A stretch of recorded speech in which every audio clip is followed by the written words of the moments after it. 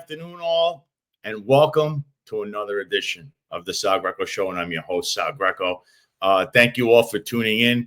If you can, please, if you're watching us on YouTube, please hit that like, share, subscribe button, hit that notification bell. If you're watching us on Rumble, hit the like button, hit the Rumble button, and if you're watching us right now live on X, please share this out to all your friends, your family, and any low information people that may be in your circle so they can get informed.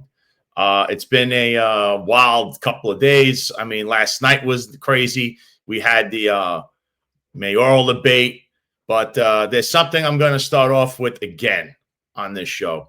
So again, in the last show I referenced this. I'm going to make reference of this again because now we have up-to-date, I guess, remarks or up-to-date reactions to this. So the New York City Police Department, there was a lieutenant. His name is Patrick Gordon. He's the head of the Guardians Association. This was an organization that's been involved in the New York City Police Department for many years. It was once heralded by Eric Sanders, who was the president back in the early 90s, all the way to about 1997, who is no secret he's not in the same aisle, we'll say, as Eric Adams, who's the New York City mayor. But they were both police officers at the same time. Eric Adams will later on become the head of the 100 Blacks in Law Enforcement. But Eric Sanders was the president, and as many have told me, many people, that was the last time the Guardians was a real organization in New York City Police Department that had any kind of weight. So Patrick Gordon is the Guardians president. And here he's going to be talking, I guess, at this is some kind of a meeting somewhere, and he's talking to Eric Adams directly. Now, he's going to be, I'd say, making some rather, questionable statements. But the thing here is his rhetoric needs to be listened to because it's quite disturbing. And I don't know why he's appealing to Eric Adams for stuff from the New York City Police Department, but just know that also whoever filmed this, I don't know who the source is, just to show you this seems to be maybe like a Guardians event. And that just shows you what these people think of him and the Guardians. So let me play this for you, and then we'll get to what just happened today in regards to this. Concerns that I receive a lot is a lot of black members of the NYPD says that it feels like black and browns are under attack right now in the agency, right? And I know we had some issues that happened a couple of months ago, but we know the agency is 180 years old, and this is not the first time they've seen something unfortunate. But it seems like the response, and this is not my words, this is the words of over 2,000 paid members. They said it seems like that the response is that all blacks and all browns are, we're all, it's not in to be black or brown, right? And some of the things that they use that's being used is some of the demotion of black executives. We had Tariq Shepard, we had Paul Gamble, we had some Latinos that was out, so we had Miguel Iglesias. So now I receive increased pressure, like, hey, what are you doing? What is the Guardians doing? Right. Because it's just a feeling. It may be for a number of reasons, and they may not know the reasons. There might be things behind the scenes that we don't know, but the appearance is that. The second concern that I'm receiving highly is it appears that everything is a tie-in. Someone brought to my attention every promotion that we've had since January has had somebody with the last name, make a chief, right? And we've only had maybe 1-2 blacks make it, but it's a whole bunch of ties walking across the stage. And they pointed out the chief of the department is a tie-in, the XO of the department is a tie-in, the CEO of the office is a tie-in, personnel people. So they're like, when we see one group running things, and this is the way it looks. And again, it may be things that I don't know, right? So, this is why I want to put it on you. And I know you run a big city, like the police department is just one portion of what you're responsible for. And so we just wanted to put out there that these are concerns, and maybe you can help us. We can have some conversations because there might be things that people are not paying attention to, right. So you can put on a radar. Thank you. Yeah. So as you heard, the rhetoric there was quite disturbing. He's making reference to people like Tariq Shepard, who was the Deputy Commissioner of Public Information. He also referenced Miguel Iglesias, who was the head of Internal Affairs. And Miguel Iglesias was involved in a corruption scandal. And his mentor, I believe, Jeffrey Madry, who he's trying to refer to without saying, was also involved in corruption scandals. So the people he's referencing are involved in corruption, bad things. So that's one part. Second part is, as you heard, is he's trying to reference race-based promotions, okay? And while he's doing this, he's putting down Italian Americans, people with vowels in their name. And, if the roles were reversed, and let's say this was an Italian or an Irish person or a Jewish person, and they're complaining to a Caucasian or, Irish, Italian, or Asian mayor, there would be riots in the street saying, why aren't we getting promoted, but all these black and brown people are. So that's the gist of this. This is outright, discrimination. This is just terrible stuff. So why don't we pull up first what I said, because I have my own tweet I put out before I put the statement out with the Italian-American Civil Rights League, because I am a board member here, and this was discussed. So I put this out. NYPD Lieutenant Patrick Gordon should step down as president of the NYPD Guardians, be modified or suspended, demoted, disciplined, and transferred at the very least. Racism and discrimination should not be tolerated in the NYPD or by public servants. And then the Italian-American Civil Rights League had a statement on this, because they released a letter, and they had the Italian-American Civil Rights League has sent this letter to Mayor Eric Adams in response to the irresponsible rhetoric targeted toward Italian Americans. We built this city, Eric. Show us the respect we have earned. So I was going to actually now, I wanted to actually read a little bit about this, because it's just important to me that, I don't understand why this is being tolerated here. So this is, we actually wrote this out to the mayor himself. So it says, to the Honorable Mayor Eric Adams, I write this letter in my individual capacity as an Italian-American, but also a member of the board of directors for the Italian-American Civil Rights League, and on the League's behalf. In a city as diverse and storied as New York, the NYPD has long stood as a symbol of both authority and aspiration, a force built on the shoulders of hardworking men and women from every ethnic background. So it is with grave concern and deep offense that we respond to recent remarks made by Lieutenant Patrick Gordon, head of the NYPD Guardians Association, who claimed there have been, quote, too many Italian Americans, end quote, promoted within the department since January, suggesting without evidence that those promotions were based on ethnicity rather than merit. Let us be clear. Such a statement is not divisive. It is discriminatory. It echoes the very prejudices that once kept generations of Italian Americans from fair treatment in public service and American society at large. For decades, Italian Americans were viewed as outsiders, stereotyped, marginalized, and scapegoated, from the brutal 1891 lynching of 11 Italian Americans in New Orleans to the World War II intermittence and FBI surveillance. During the 20th century, our community bore the weight of suspicion and exclusion. Even in New York, a city where Italian Americans helped build neighborhoods, raise families, and serve with honor, we were often told we were, let's see the second page, please. Too many, too foreign, too different. The New York Times even went so far as to label Italian Americans vermin. Today, when Italian American officers rise through the ranks of the NYPD, it should be seen for what it is, the result of generations of dedication, sacrifice, and service, not favoritism. These promotions reflect merit, discipline, and a commitment to duty that transcends ethnic background. To reduce these hard-earned advancements to mere matters of ancestry is to erase the individual excellence of each officer and insult the integrity of the department's promotional process. Listen, there's more. You could read this if you want on my X. You can also read it on the Italian American Civil Rights League X, Instagram, the website. Listen, I'm a board member, okay, and I raised this with my other fellow board members, because the NYPD Columbia Society, their association, they're a disgrace, in my opinion. They buddied up to this guy immediately.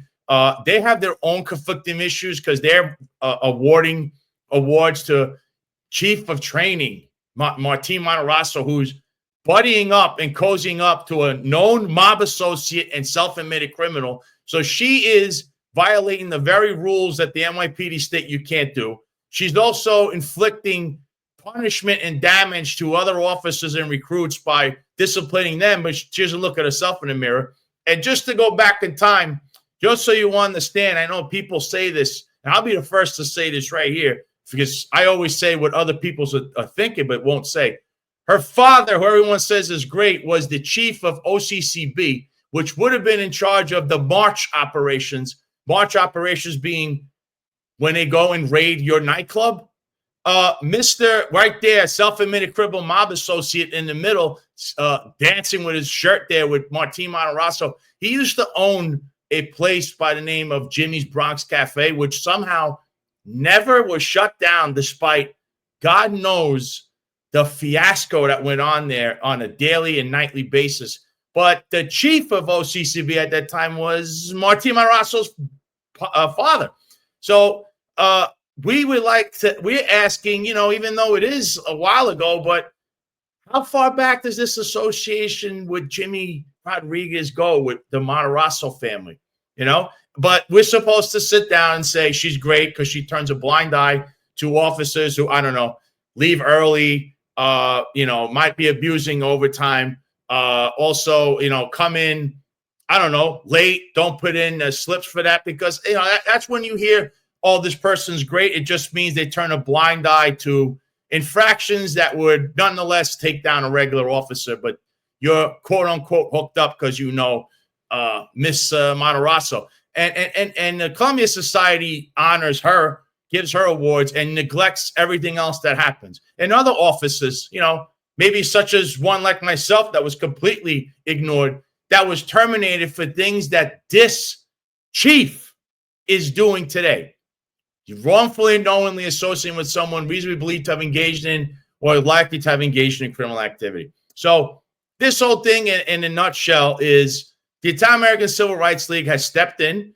They have done something where everyone's complaining, but it seems nobody wants to do anything about it. And we'll see how Eric Adams actually responds because, he had no response and he's known for his controversial rhetoric, every day. And I was in a police department. I kicked those crackers' ass. Remember that one? So I'm sure he is going to try to, scuttle this, and act like he didn't hear anything. But also today there was a case in the Supreme Court that mentions racism and retribution and all that against Caucasian people. And that, and a workplace that happens also. And that should not be tolerated either.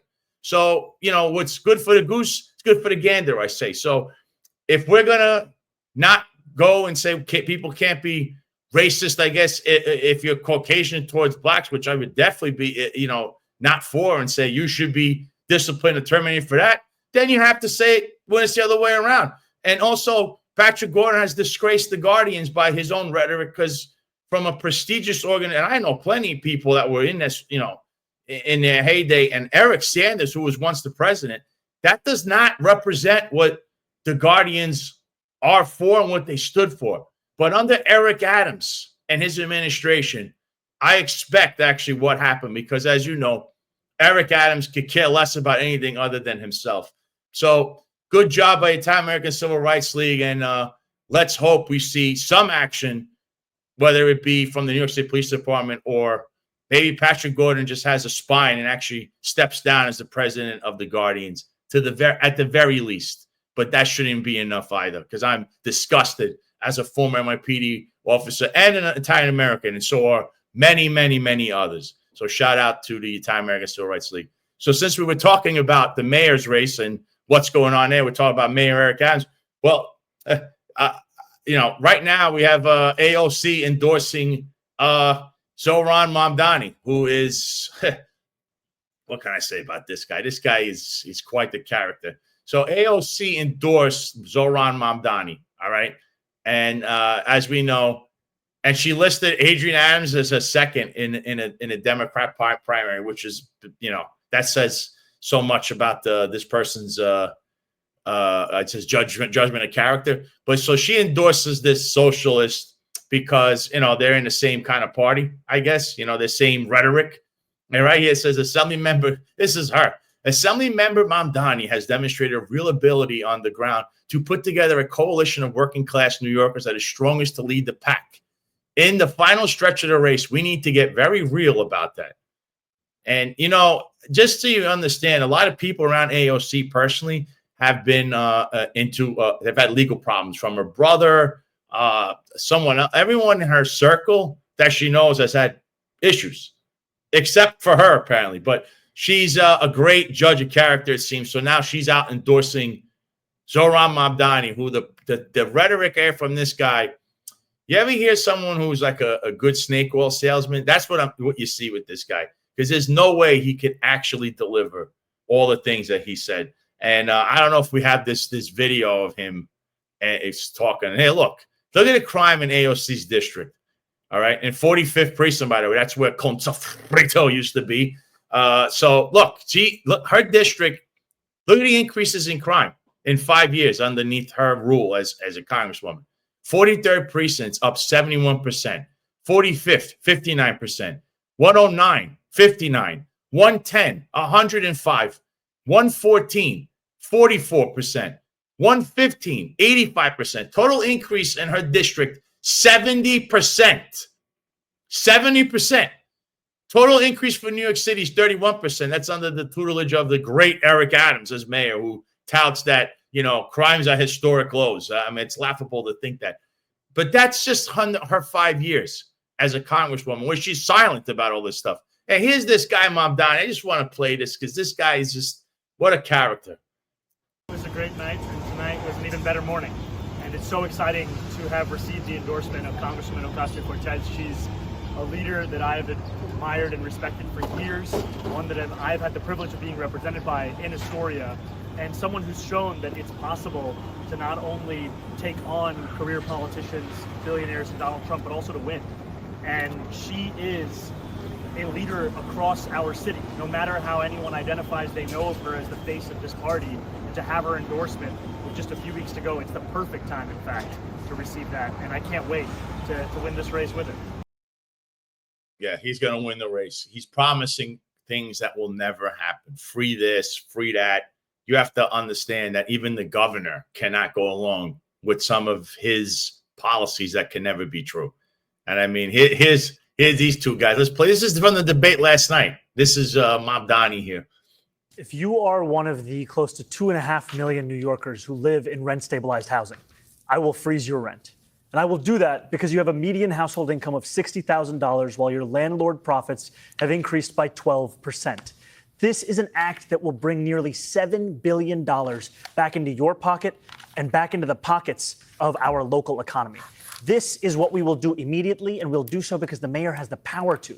Even though there are those like Andrew Cuomo on this stage who will tell you it's unrealistic, we know the previous mayor actually did this 3 times. And on top of this, we're going to build 200,000 truly affordable homes that are for the New Yorker who has a median household income of $70,000 for a family of 4. We'll do this while taking on the very bad landlords and the real estate developers who are funding Andrew Cuomo's campaign, $2.5 million last time I checked. And we're going to do that because ultimately every single person needs to follow the law, and that includes the landlords who are violating our housing code and have $800 million in fines that the city have yet to actually collect on.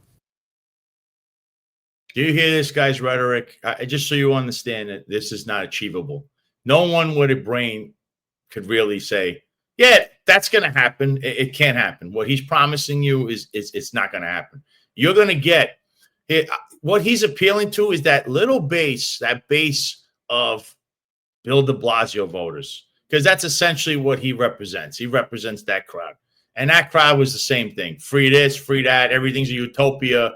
Wave the transgender flags out there. Everything's about race. Everything's about gender. That's going to be on steroids if this guy ever, had the reins of power underneath him. I don't think he can. But he's a threat as usual. He'll be dangerous all the way through.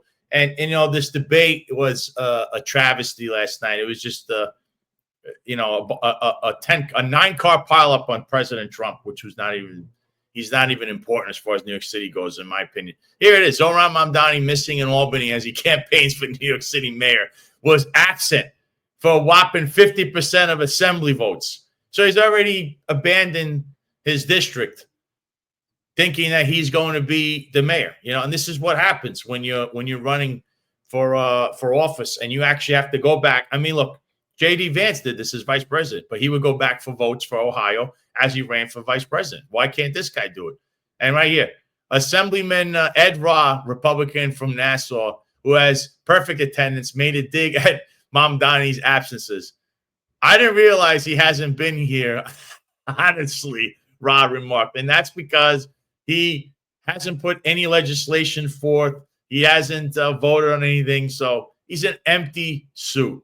And that's all you can really say about this guy. Yeah, IMP Franco, communist double talk. He doesn't need financing.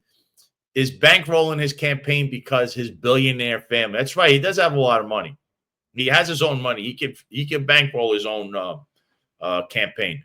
And then, of course, you hear him. I'm an immigrant. I came from forgot where he's from. I'm a Muslim immigrant. He says again, he's making this about race, about religion, about who he. What about his policies? It's not achievable, folks. You really need to. If you're a New York City voter, you have to do some research. This is very important for your future in New York City because you're at a breaking point. And the 9 people I saw up there, not one of them has the right solutions. And they're all focused in on Andrew Cuomo, who was getting beat up by all sides. And of course, the answers from him. We knew that was going to happen. You know, he's claiming he was the hero of 2020 back in the day with the mandates and all that stuff he put in. And people did die under his watch. He refuses to admit anything, but he's also under investigation for I guess he lied to Congress. And I also think that's not correct at this moment because he is running for office. And if we use the DOJ's own report, what the DOJ says, we don't prosecute people while they run for office. But they use that to take Eric Adams away from all of this. But they didn't do that for Cuomo. I find that odd. I'm not Andrew Cuomo fan per se, and I'm not for him being mayor, of course. But the facts are the facts. While we're at it, another person that was up on that debate stage, Brad Lander, he's running around today while ICE is effecting arrests and gathering people up. So here's a video from freedomnews.tv. That's Ulia Scootercast that shows you Brad Lander is escorting one of these illegals right now and trying to help them avoid the law.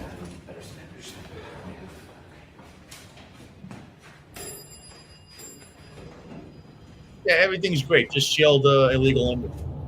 Lo siento para la situación.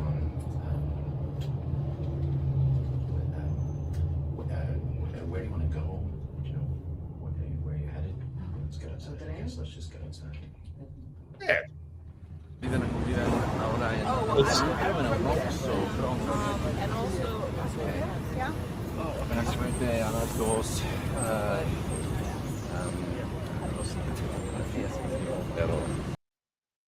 It's nice. He's going to be the mayor for illegals too, especially them. It says right here, I'm reading this. He was seen escorting migrants out of the Ted Weiss federal building after their immigration cases were dismissed.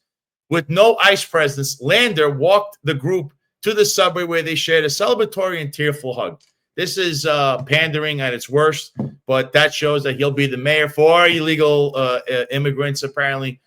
He's for shielding these people. You have to understand, even though I don't agree with going to houses and stuff, what they're doing there is technically you can do. Pick them up from their court cases. So, yeah, Office of New York City Comptroller Brad Lander approves more than 500 million contracts to nonprofits with ties to Wipes Group. This guy's highly conflicted.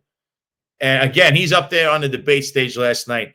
And to that point, later on, I'm actually going to have my own producer give his take on this because he watched this last night. And he has a lot to say with this. So I'm going to have him on later to talk about this. I myself, nothing there, rhetoric is something where I go, okay, that's the one I want. And it's the way it was even moderated was bad because you only have 30 seconds to talk. And like anything else, it's just, it's a fiasco with these people. So actually now I want to bring on my guest who actually moderated debates, I believe. So I want to get his take on a few things. And he's good in New Jersey world. He's in Newark. So he's a former anchor at WCBS 880 AM. And he's also the host of the Reel Podcast. And that's Levon Putney. Levon, thank you for coming on to the Sal Greco Show today. Thanks for having me, Sal. Appreciate it. So, I know, this, I showed some highlights from this debate. You were a debate moderator. Can you explain anything? How does that go as a debate moderator? That has to be one of the hardest jobs to do, trying to not have these guys talk over each other, because there was a lot of that also last night. So it looked like a mess to me, to be honest. It's well, it depends on the network that's hosting and how they go about setting it all up. But yeah, it's kind of weird being a moderator because, you know, on one hand, you have to be formal about the questions that you're asking, and we go over which questions that we're going to ask and all. And so in terms of how the flow should go and when to stop them from going at each other and all, yeah, that's up to each network when they organize all this. And I'm sure they wanted to, you know, maybe keep things a little orderly, but, you know, depending on the personalities of the moderators and the candidates themselves, that could be a little tricky. That could be a little tricky sometimes. Yeah, I saw that last night, and just seeing these highlights there, like I saw them attacking Cuomo, you know, just like people, you know, I had a guest on just the other day. I had Kyle Serafim on, and they were telling me, some people in the comments, well, Kyle was talking a lot, and it was like he didn't take over the show. It's like when you're having a debate, a discussion, one person speaks, the other one listens, and then you turn, and that's how discussions work. Then you speak, and I listen. They're not even, that's what a debate is. They're not even doing that last night. I see this in a lot of debates. We definitely saw it in the presidential debates. And of course, we're going to have one coming up soon because we have the New Jersey governor's race. And I kind of want to get into that with you because I'm not so astute, we'll say, with the New Jersey political scene. But I know this governor's race very, very little of. I saw the Republicans have Jack Cigarelli, who almost won last time against Phil Murphy. And then we have Bill Spadea on our Republican side. And you see this is going to be the debate here where it's going to be State Senator John M. Bramnick, Jack Cigarelli, endorsed by President Trump, a former state assemblyman, which is what he was, Bill Spadea, a longtime radio host. There's something he did I want to ask you about. Mario M. Kranjak, who's a former mayor of Englewood Cliffs. He's also the mayor to the Guardians. That's Curtis Lewa's group. And Justin Barbera, a contractor, are also running. So it's going to be a debate with these candidates. So I don't know if you want to handicap that race or how do you see this? Because I know this is the primaries are going on right now. What is your take on all that with Bill Spadea and Cigarelli in the Republican primary? Yeah, you know, when I was a reporter covering New Jersey for 880 for WCBS, I did talk to Bramnick several times. I think he's from Union County. Cigarelli, when he was an assemblyman, I think I talked to him once or twice. And hey, I guess he's hoping third time's a charm this time around. You know, this is his third go around to run for governor. Now he's perceived, you know, follow the polls, and he's perceived as being the favorite right now, especially with that endorsement from President Trump. And he has that more of a name recognition since he has run for governor already. And he came within, I think, about 3 percentage points of Murphy the last go round. So, you know, within the Republican circles, he, I guess, may be seen as a favorite. It'll be interesting to see how that debate goes. You have Bramnick, who's good on his feet with words. I mean, he's also a comedian. You know, he's a funny dude. And I don't know Justin Barbera or Spadea for that matter. I just know he's been on the radio. He had a TV show too. I think mostly out of South Jersey. Now, as far as Englewood Cliffs mayor, he came on after when I was transitioned over to an anchor. So I never interviewed him. I never talked to him as a reporter. So I don't know Mayor Kranjak, however his name is. But either way, Democrats or the Republican side, these are going to be some interesting debates. I want to see them myself. I know. And Big Kranjak is also the lawyer for the Guardian Angels. I want to say that right. The Guardian Angels, that's Curtis Lewa's group. He's been their lawyer for a long time. And this is the last election. And you saw that this is how close this came down to the wire as far as the Republican Cigarelli against Phil Murphy was the incumbent at that time, and he's still the governor now.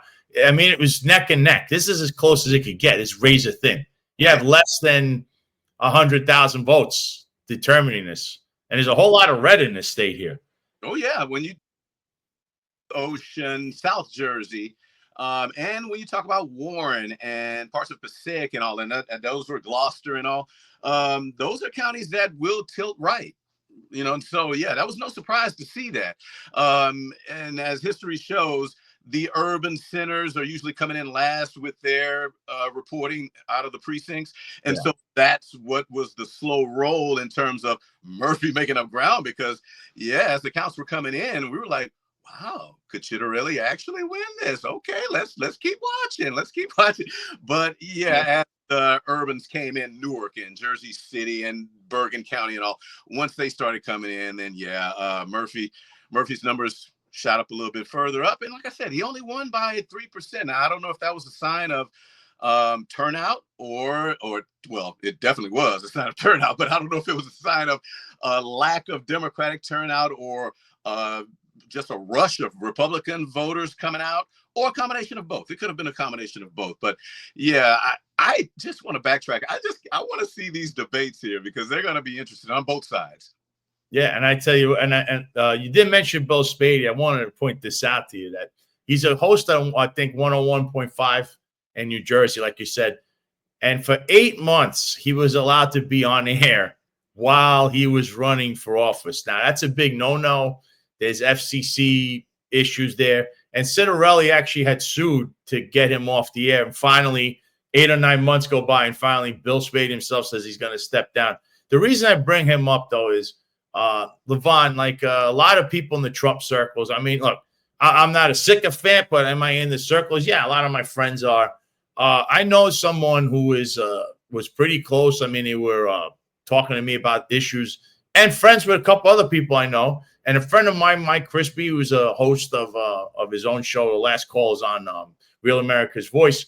I'll be on that this weekend, by the way, with him. But he's a friend of mine, and a friend of this person who decided to all of a sudden back Bill Spady. And it was so vicious the way this person, and there's a bunch of people like that, attacking Mike Crispy or anyone who's associated with him, or anyone who just says, look at this race, because the rumors is that Bill Spady is a Chris Christie guy, and he buddied up to Chris Christie. So he's using the whole MAGA platform, and he lies about this, because here's right here. It says, this was from with Crispy just a couple of months ago. He says, Spady not good enough, says governor run exploring mega MAGA Crispy. This is when he himself was thinking about running for governor. But his thing was he found out about Spady, and he's doing backroom deals with Christie's people. So these people that support him came out in droves and attacked Crispy or anyone who pointed any of this out. And, of course, this person also unfollowed me, and I'm sitting there going, I did nothing to this person. How personal this became. And when Trump endorsed Citarelli, you started seeing the same people who call themselves MAGA loyalists, and then, Trump keeps making mistakes. And now all of a sudden they turn into the hypocrite. But they come after me saying, me or Mike, because, I'm critical of the president, because whether I vote, I did vote for him, but you're supposed to hold your elected officials' feet to the fire. This is not a sycophant club. But these people in the Spady camp, Levon, I've never seen anything like it. They just attack people, but yet they claim they're Trump supporters, and now they're attacking Jack Citarelli every day as well. But yet, for 8 months, this man was on air campaigning while being on air, and you or I could not do that if we ran for office. Yeah, I don't think I could, for sure, if I ever did want to run for politics, which I don't. But yeah, it'll be interesting to see how any investigations on that play out. I don't know his particular situation, so I wouldn't speak on it.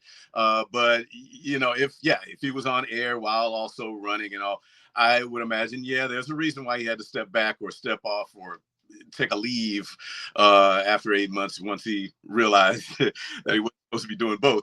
But going back to what you were pointing out about, all right, you have Spady. I don't really know the guy, so I don't really know even how to pronounce his name. But he's with former Governor Christie, then that in itself would make sense to hear, Trump's endorsement of Citarelli. Given the state's politics, it's always funny, the political intrigue here, even within the parties. You have rivalries and camps. On the Democratic side, you have a North and South. I don't want to say split, but you have rivalries and power brokers to the South, power brokers to the North, and they don't always see eye to eye or support the same candidates. Many times they don't. Hence, you have Steve Sweeney, former state Senate president, South Jersey guy, union guy, strong union guy. But, you also have the North folks, whether Mikey Sherrill, the Congresswoman, Gottheimer, Raz Baraka, the mayor of Newark, but also Jersey City's mayor.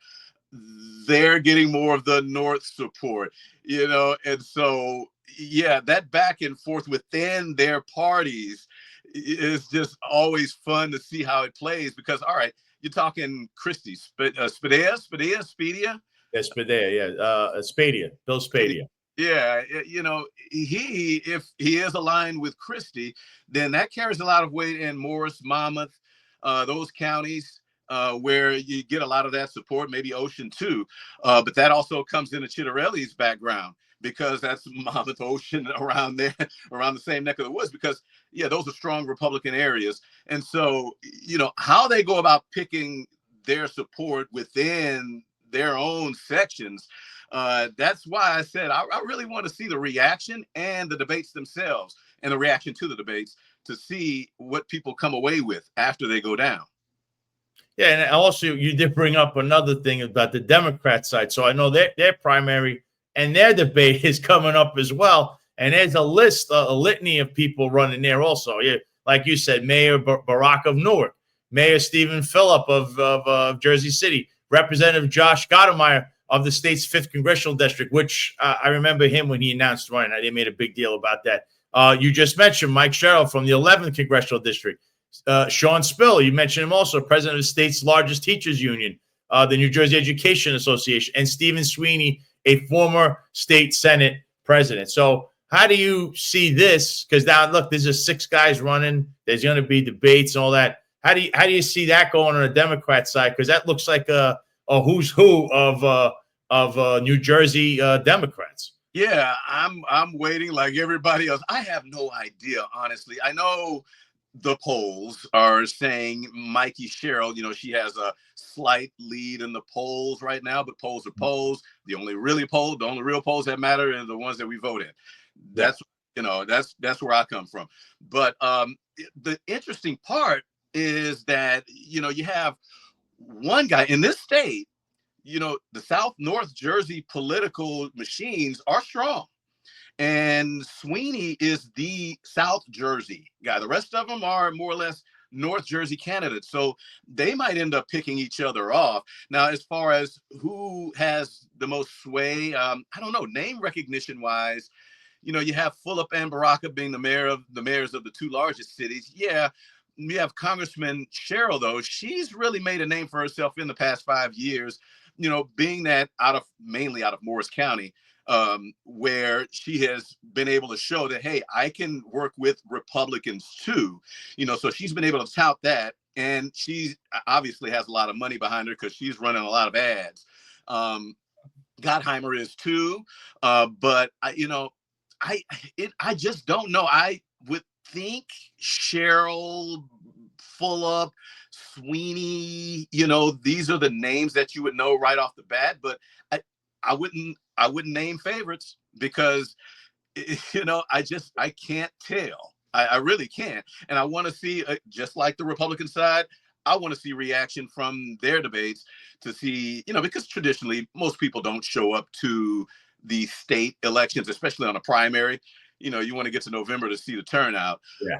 But, it'll be interesting to see because I don't know on the Democratic side who you call a favorite. I really don't. And there's been no endorsement by Phil Murphy, right? He hasn't said, this is who I'm endorsing. Like there's no endorsement from the outgoing governor. I think he was purposefully not. I'm guessing that he is purposefully not coming out with an endorsement since he doesn't want to, sway anything. So that's my guess. But no, I haven't heard of any. That's wild because usually, as you know, if you're any incumbent that's leaving would, endorse there should be who they want to be as their president, going forward, who's going to replace them. And silence has emerged from his office. I find that crazy. Well, I'm not surprised at that, though, because, him leaving now is looking around and seeing all of these candidates. And I think let it play, because I don't see, like I said, I don't see a strong, what someone might say, call a favorite. And so, and I don't think I don't know, but I don't think he has any strong allegiances or ties to any of these more than the other. So, I don't know. And I would be surprised, but it wouldn't shock, I guess, if, behind the scenes, he would favor even Sweeney, the South Jersey guy. They worked together, in his first few years before, Sweeney got beat, which was a surprise in itself. But, like I said, this is just one on the Democratic end where I don't think anyone can call. I see. Yeah, I find it's Murphy doesn't want to step in to try and sway, because why not let it play out? Yeah, I would say at some point he's got to endorse someone, just so he basically tries to anoint his next governor. But I haven't seen anything with that. But you did mention one person. That's the actual mayor of Newark, which was Baraka, and obviously he had a little dust up recently with ICE agents. I don't know if you want to touch up on what happened there. Obviously, the case was dropped. So what happened with that? Yeah, one of the, I guess I don't want to say benefits, but one of the things about being unemployed now after they shut down WCBS 880 is I'm no longer directly in on the minutes of what happened. But being that he's also my mayor, I live in Newark. He actually just throwing out what just happened. He filed a lawsuit too against the U.S. attorney in New Jersey over that arrest at the ICE detention center. So that just came out. I don't know if that's happened today or yesterday, but I just saw that before we started. Baraka was just outside on the sidewalk too, outside of that ICE detention center, which is in Newark. And so he had a right to be there. And his background, if you're not familiar with Baraka, his father, Amiri Baraka, the poet and activist, and Baraka himself. I've talked to him as a reporter many a times before he was mayor. He was the principal of Central High, also a councilman. And if you talk to him, he'll tell you, I'm a protester by nature. That's his nature. His father, activist, and so he knows the rules of the game in terms of where to be, where not to be. And so him being on the sidewalk is where he should have been. Reporters know this too. That's your safe ground. That's a public space. And so for them, those ICE agents or federal agents, I don't know specifically what they were out there, but for them to go and arrest him, even they know in hindsight that was wrong. Obviously, they dropped the charges and let him alone. But yeah, that was weird. That whole thing was just nutty. I don't know where their directions were coming from, those agents, whether they were ICE or wherever they were coming from. But yeah, it was just weird, and how aggressive they were, and especially going at Baraka. Yeah, if you want to make an issue of the women, the congresswoman and the others, the state reps who were there, understood. But yeah, going to arrest Baraka, that I guess was just taking everybody and lumping them all into one. That's the way it looked. But I was just gonna say, what you're saying is, how do you not look at that arrest? And then we've seen the DOJ recently say they don't interfere with ongoing mayoral races and stuff. So, but Baraka's running for governor, and here you go arresting this guy. You now want to charge Andrew Cuomo. I mean, the DOJ looks like you're getting involved in these races. Now you're kind of doing what you said that the former president did, and yet there's silence on that. And I'm not. This is what I'm saying. I'm not a sycophant. So not that I'm a fan of Ron Baraka. I don't know much of him, but how is that arrest not looking political? Yeah, I'm trying to wrap my head around that too, because what if it was political? If you want to go down that hole, then are you trying to help him?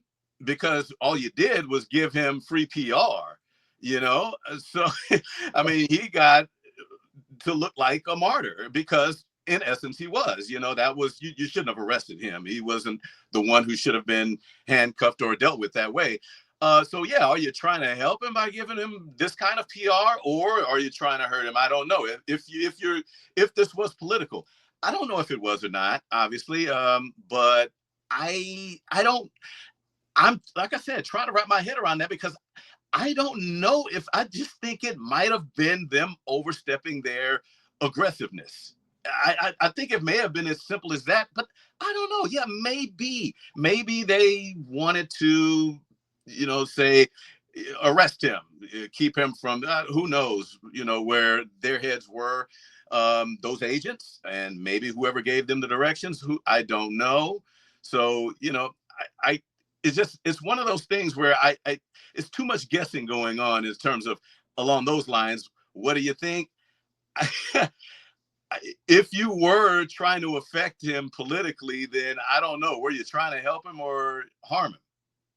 Because, hey, look, and Alina Habba, who's the acting, attorney general in New Jersey right now, she filed this trespassing charge, and then she moved to dismiss it herself. And here it says, your role is not to secure convictions at all costs, nor to satisfy public clamor, nor to advance political agendas, Judge Andre Espinoza told a representative for Habba's office. The hasty arrest of New York Mayor Ras Baraka, followed swiftly by the dismissal of those trespassing charges a mere 13 days later, suggests a worrisome misstep by your office, Espinoza added. So that was the judge in that case, and I kind of agree with the way it looked. Initially, I had thought, did he really interfere with that proceeding? But then when we come to find out he's standing on the sidewalk, hey, I mean, everybody does that. What are we doing? Because that's taxpayer money you're wasting making arrests, and he's not even interfering in anything. But the congresswoman that was arrested, that was a different scenario, because I believe she was hands-on and getting involved. And I think that arrest or that involvement, there's meat to that versus Baraka, who is, I think it's either politically staged one way or the other, because it either, like you said, helps him, or you're trying to knock this guy out of the governor. He's running for governor. You think he's a threat? I mean, I thought we were getting away from this, but we've seen with the Eric Adams case, now Andrew Cuomo, Trump's DOJ seems to have the undertones of what happened the last 4 years. We're going to continue it only on the other side of the coin. And I believe people did not vote for this. That's just in my opinion. And like I said, who knows if those officers, those agents got specific directions to just arrest everybody. If they're causing trouble, arrest everybody. Who knows what direction they took, because we're not privy to what their orders were. And I guess, given your background, you may know, hey, officers carry out their orders, and so they're doing what they're told. Now, if they overstep what they were told or doing exactly what they were told, hey, we don't know. So it's just it's weird. And that's why I say I wouldn't want to speculate, because we don't know. It's the whole thing about Baraka is weird, because yeah, if you are trying to hurt him, I don't know if you did. But even then, you just never know if they were being told to carry out a specific order, or it was just something vague. If anybody causes trouble, arrest them. And they took that to mean any one of them in that group, they started causing trouble, we're just getting them all out of the way. Who knows? That's one of those things where we'll just have to wait and see once we get all of the discovery and everything out of court. So you have LaMonica McIver's case that might end up in court. So then we'll get specifics. And at that point, maybe we will know more, and we can say, okay, maybe they were just wrong in acting this way, or maybe the agents were, right now we just don't know. And it's just confusing because, for what they did, why would you go after Baraka in that circumstance? Yeah, that's the one I find strange. I don't like this political stuff. Like, I was a real cop and arrested people. I didn't look at, this could help politically, not politically. What you commit a crime, you commit a crime. In this instance, you might have a case where one person did. I think McIver, she did get involved. She put her hands on people.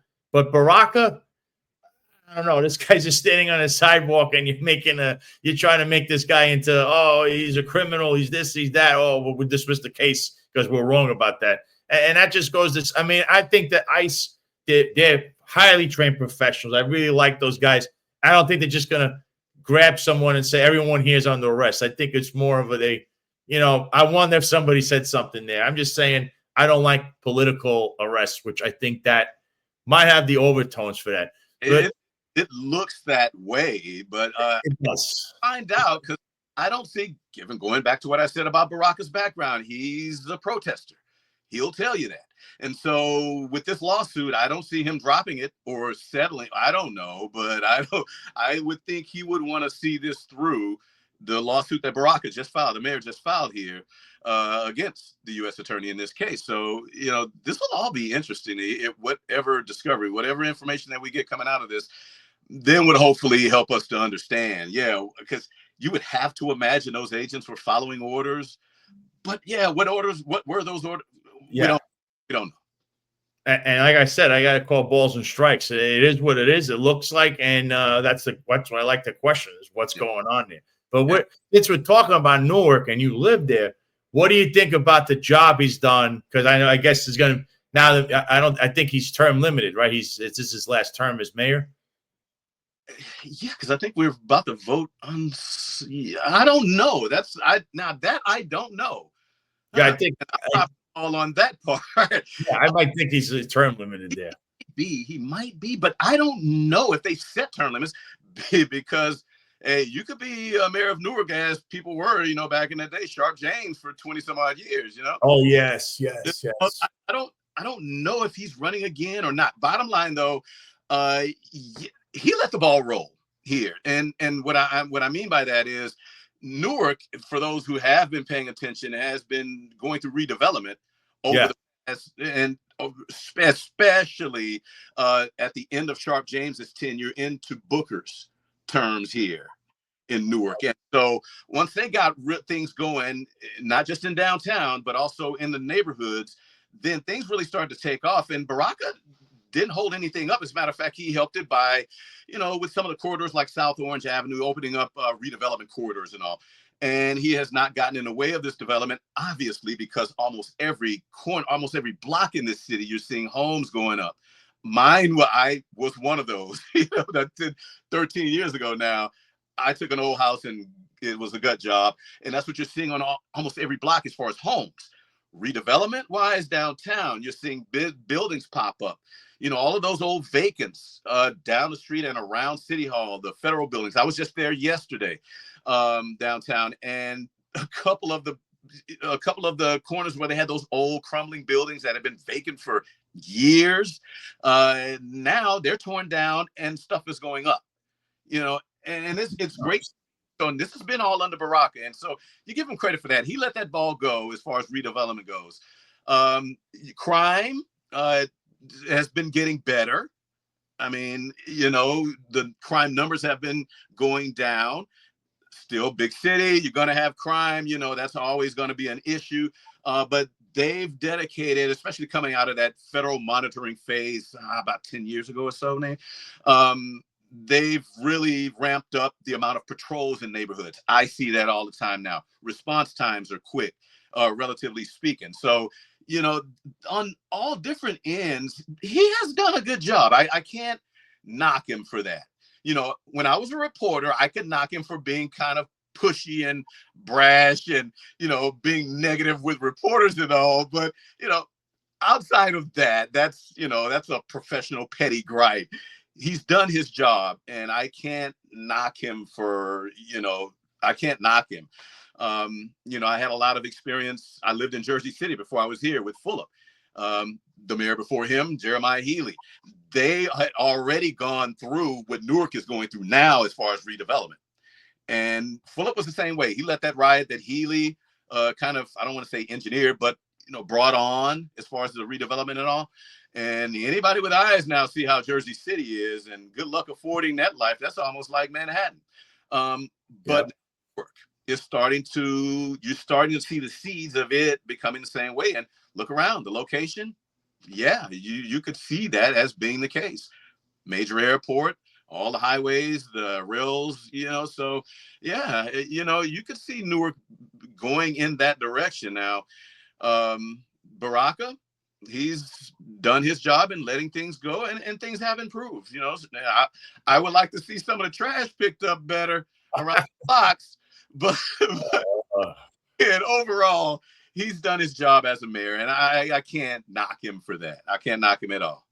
And what would you say about public safety there, like crime? How the police, do the police have issues with crime there? Did you have a migrant shelter crisis like New York City? Did you have the migrant crime wave hit Newark as well? I don't know. And this is all as far as if you're saying what the amount of people here, I don't know. And this is all, I don't know about that. But I do know as far as public safety, things have gotten better.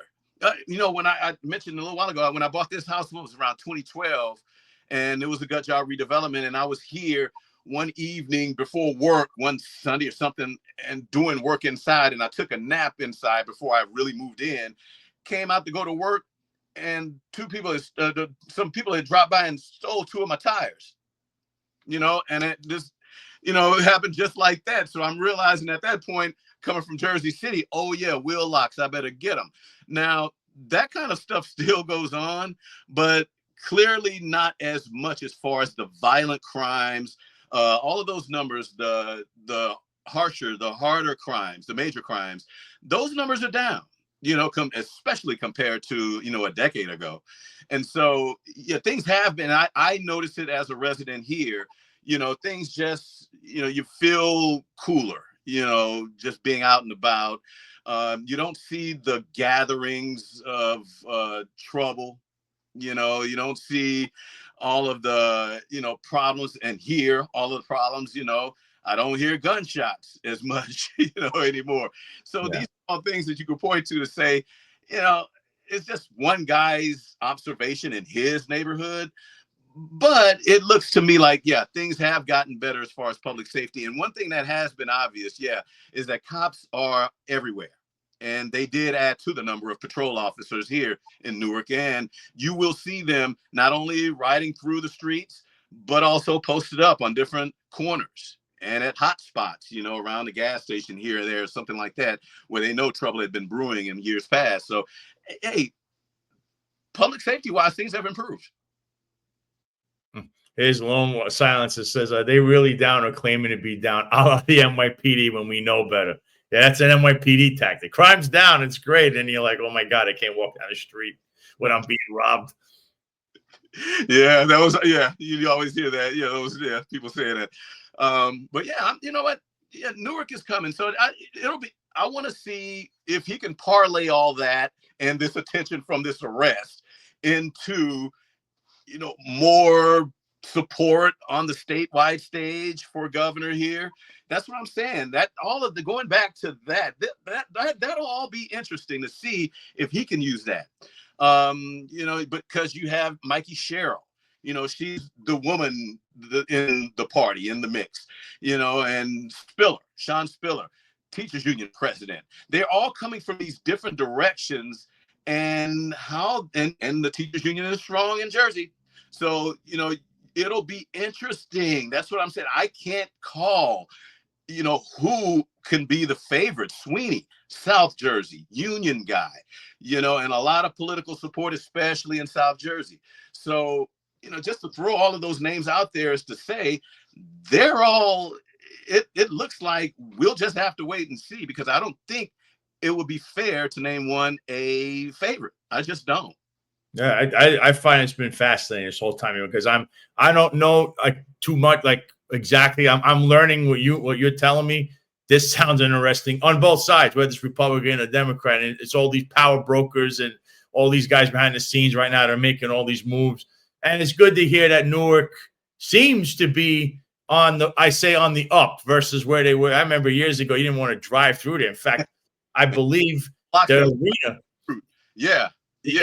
You go to the games, you go to like a Devil game or one of those concerts in Newark over there, and you really, I remember even my friends in the NYPD that would go to watch like the Devils versus the Rangers, and we're like, yeah, we had to carry over there. You got to park your car and walk, and like it's very shady. And, it's just, I'm like, really? And this was like 10, 15, no, about 10 years ago, I'd say. I heard these stories. Yeah, now if those same people go back now, there's so much development around that same area between Newark Penn Station and the Prudential Center, you wouldn't recognize it.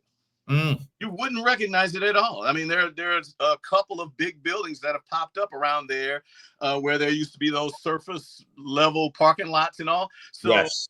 The development has been crazy over there, and it has all added to the flavor. Yeah, but you have more bars where now people can go hang out before and after the game and then jump on the train, or now they have more garage space for the Prudential Center too. So yeah, it's crazy how quick it's changed here and within the past decade. That's good to hear. I actually asked you two more things before I let you go. So the first thing was in East Rutherford, right? You had MetLife Stadium. I never saw a lot of development there. And also there was that whole mall. Whatever happened? Remember they turned that mall where the old the arena was. They made it into like a mall in that area, and it's been I think it's been a travesty what happened there because they opened and they closed half the mall. What happened with all of that? It's unfortunate, man. I took when it was called Xanadu before it ever opened. They took us reporters on tours of it all, and now that it's open, I've taken my daughter there a few times. Because they have the indoor amusement parks, and it's actually nice. You will get lost. It is huge in the mall portion. And we know for a fact through experience that you will get lost walking around that place. It's so big, the mall portion. But I know it's unfortunate. I know the push was for a casino to go as well. And I know they really thought, the supporters of that really thought that it would help as far as bring more of the crowds that they were looking for.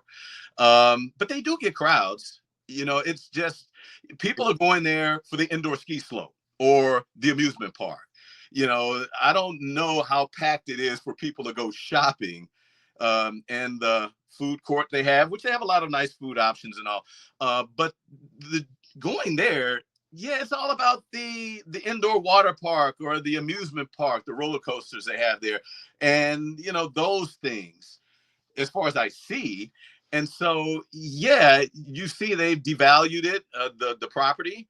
It was, and I'm not surprised because it's just not built out the way they thought it would. They wanted it to. That at this point, they're able to. Maybe as time goes, they can strike some other deals with, I don't know.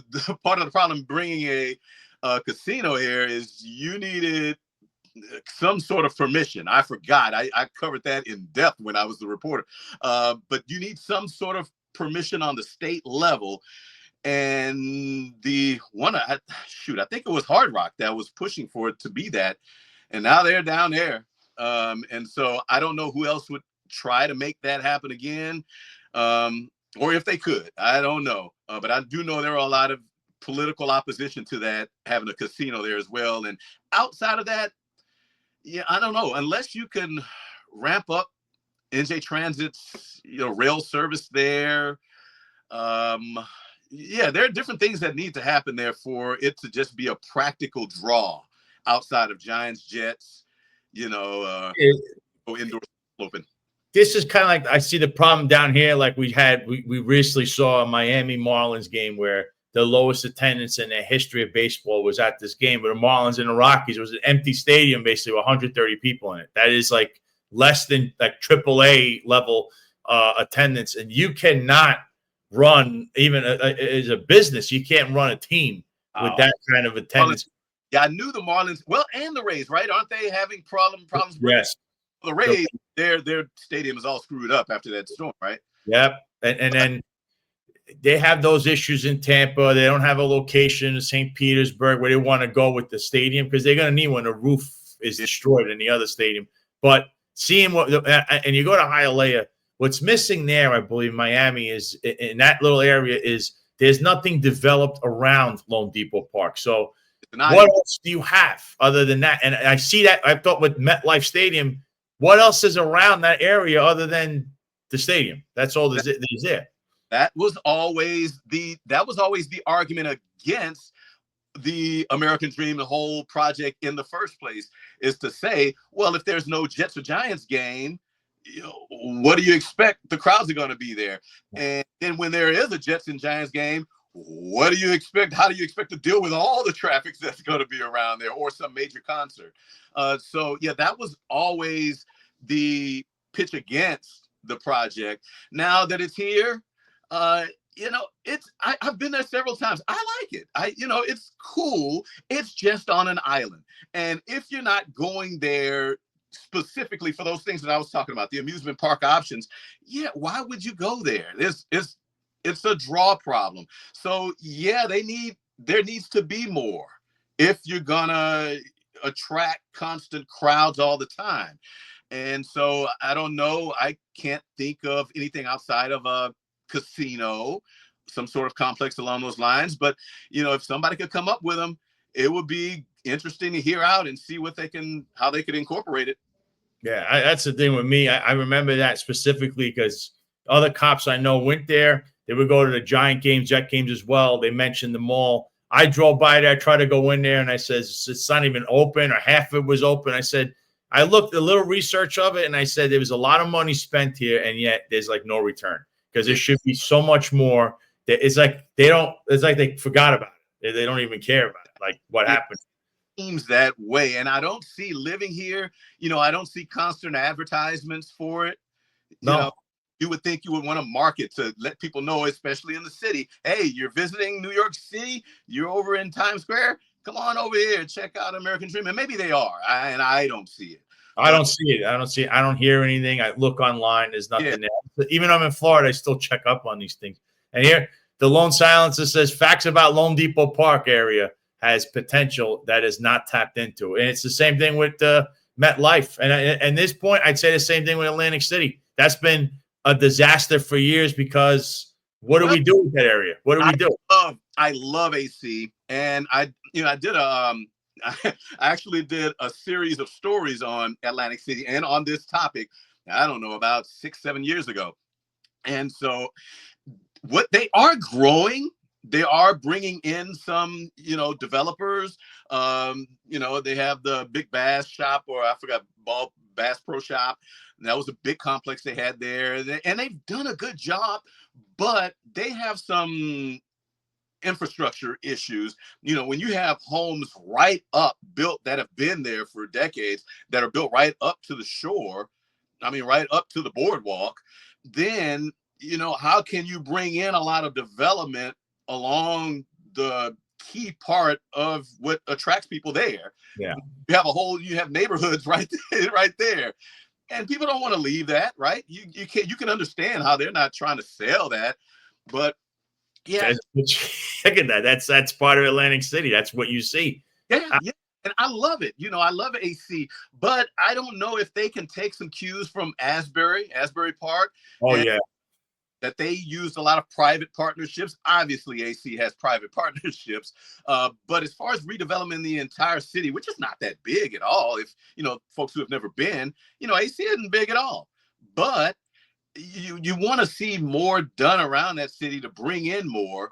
And you would wish or hope that the casinos would help with that or something. There are all kinds of reasons that place has not. Some would say, there's a 3-letter word why that's also been prevented over the years. But I think, don't know, never talked to any mobsters or anything, but I think that part has been cleaned up to whatever degrees. I don't know what influence they have within the unions and all nowadays. But yeah, that's an enigma, man. AC should be more than what it is. Yeah, I say Atlantic City. I went there a couple of years ago, and I said, "What this place has really turned into a dump." I just think that Atlantic City needs reinvestment, and I don't see what exactly you want to do with it.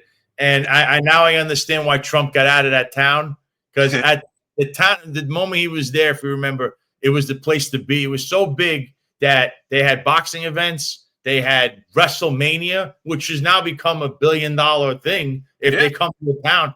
Yet none of this, there was no I'd say no success. Yeah, no. Success. And to Christie's credit, he tried to put that attention and support from the state level into AC.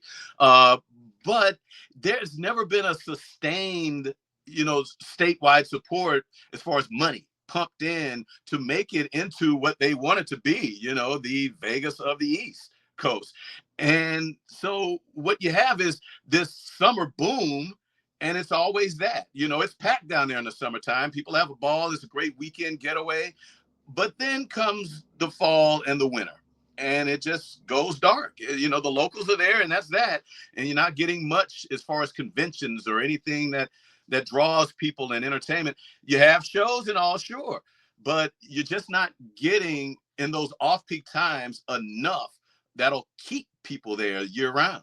And it's always been their issue. I figure I asked the New Jersey guy that because Atlantic City's always been something I liked, and I don't know. I could kind of see why it went down under, but there's no reinvestment, which is what's needed, and right leadership there. And of course, it's a corrupt town. The mayor there, I mean, he got in trouble too. It's like all the time there's something going on with these towns. But the last thing I want to ask is, what's your favorite pizzeria in New Jersey? Oh man, in New Jersey, yeah. The first thing that popped in my head was Pizza Town right there up in was it right off of 46? Yeah. But shoot, because I've been making my own pizzas here for. Oh, so you own pizza man now? You learn to start to say. My daughter, we love making our own pizzas now, and so I'll get the dough from. I get the dough from Walmart, but. Yeah, some Italian place or in some deli.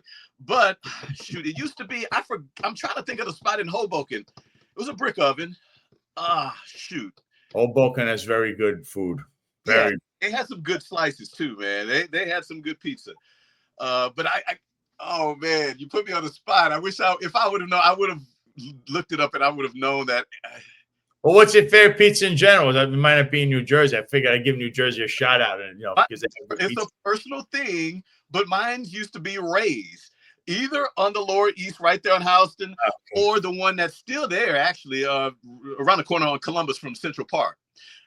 They used to serve beer at that one, and used to have a lot of good food and all. The last time I went there was around the pandemic, around I guess 4 years ago or so, and it wasn't the same. And they told me they lost their liquor license, so. It wasn't the same then, but I used to love Ray's. The one on Houston used to be the end of the night drop-off spot. I see. Yeah. On Rivington or Ray's has been around a long time. The history actually that they're not a chain. What it was is one guy. It's like a family. Yeah. Yeah, but that's a family feud thing. Yes, there was a feud there. Yes.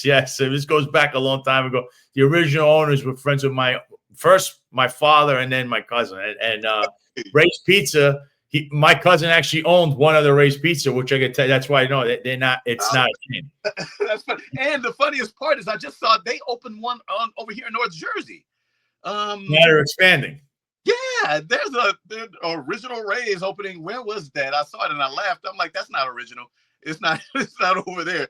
But, yeah, there's Ray's, original Ray's, but it's the same. It's the same family circle, we'll say, but just they don't see eye to eye.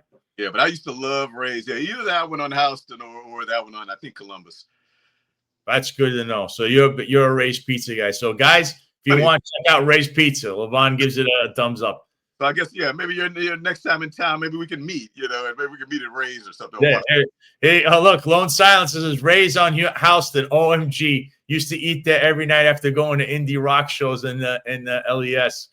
Was sad when it closed. Yeah, you're right. I remember this. I remember Ray's Pizza. I would, like I said, I know the families. You mentioned something there. They don't see eye to eye, but there's original Ray's and Ray's, which is funny. Yeah. So, yeah, good times. There's Bleecker Street Pizza. My daughter prefers Bleecker Street now. I've taken her there a couple times, and so yes, we go. I love Bleecker Street. They are just as good. I prefer Ray's, but yeah, it's Bleecker fun. Street. Did you know Bleecker Street? One of the owners was a former police officer. He was in the Really? Yeah, you'll see his picture up there. One of the owners is a former police officer. Very. And then just didn't pick.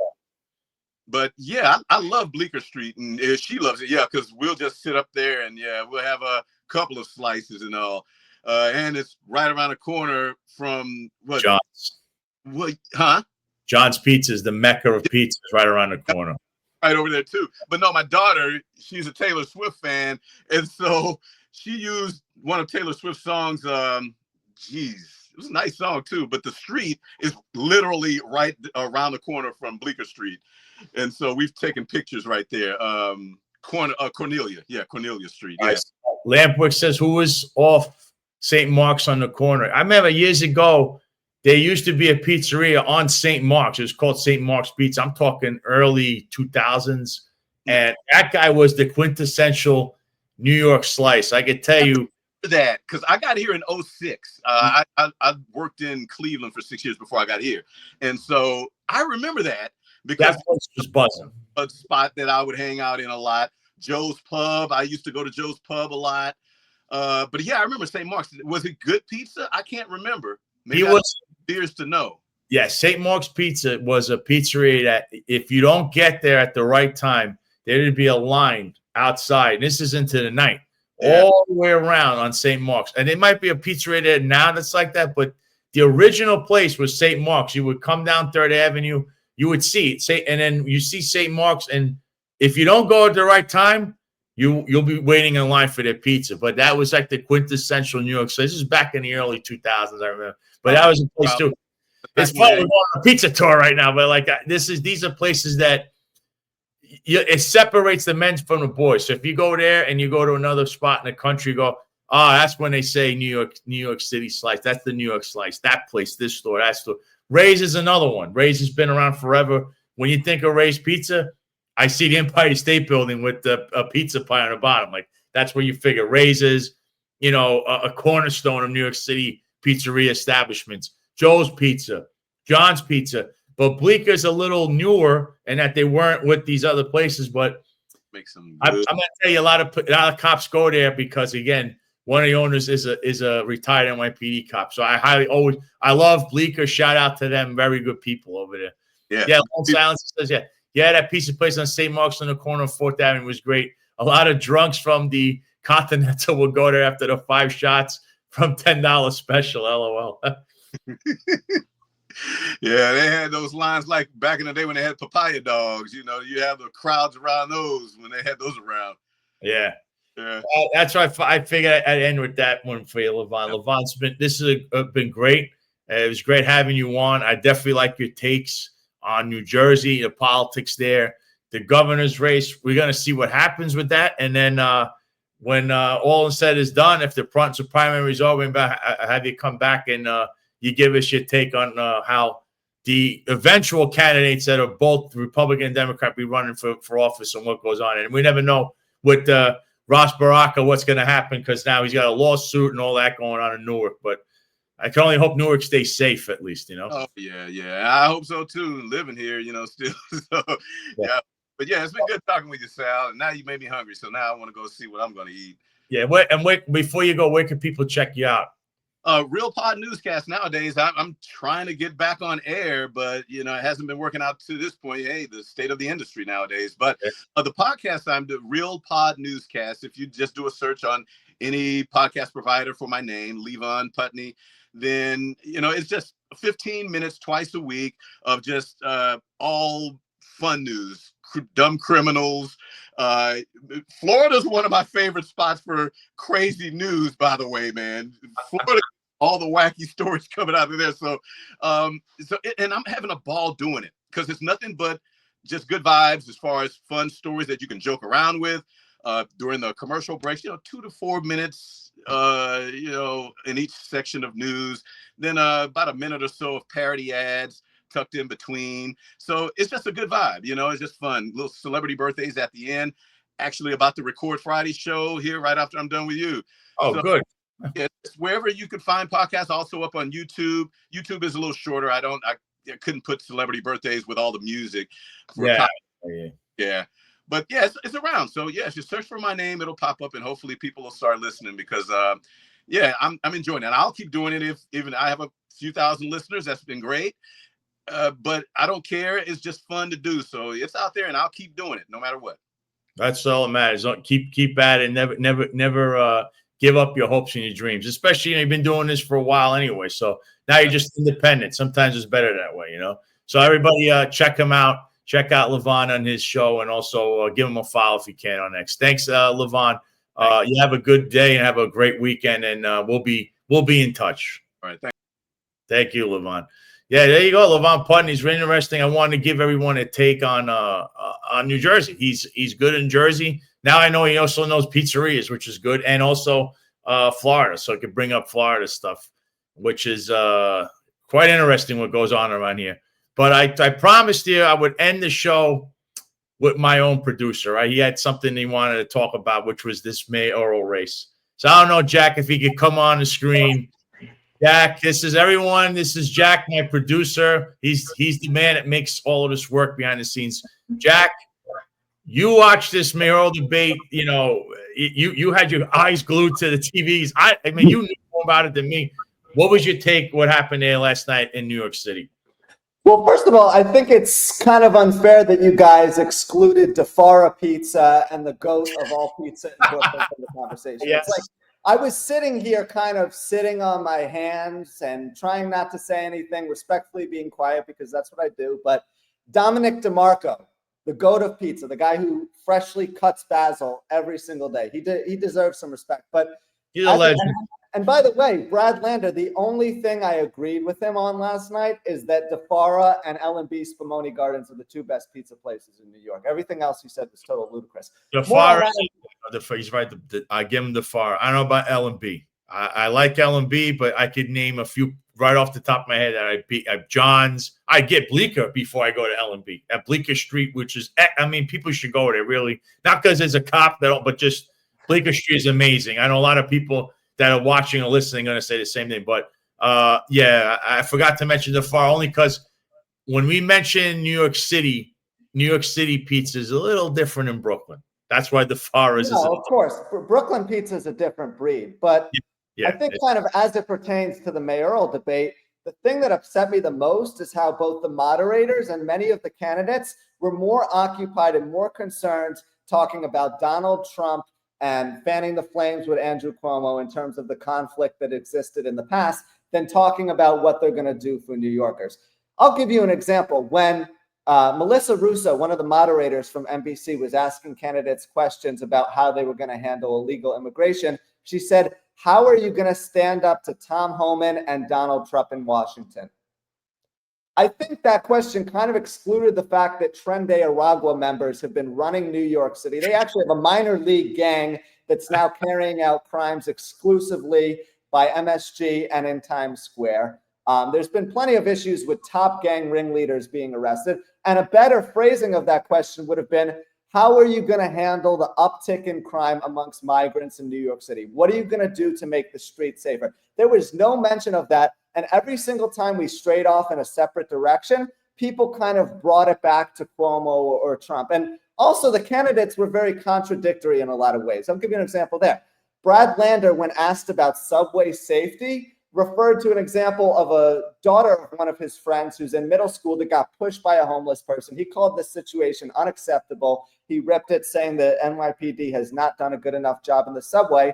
Then 5 minutes later, as if everyone forgot that he even made that point, he was talking about how amazing Jessica Tisch was and about how he needed to keep her as commissioner.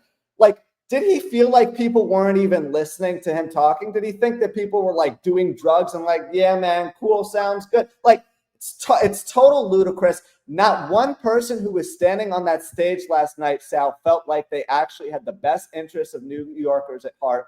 And I'm just concerned for the future of the city. I'm happy we live in South Florida now. I think things are a little bit or a lot better.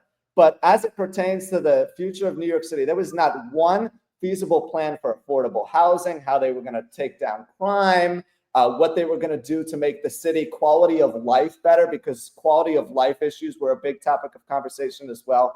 And it's just an overall disappointment that people were not more open-minded in terms of giving Curtis Sliwa, who's eventually going to become the Republican nomination, a fair shake.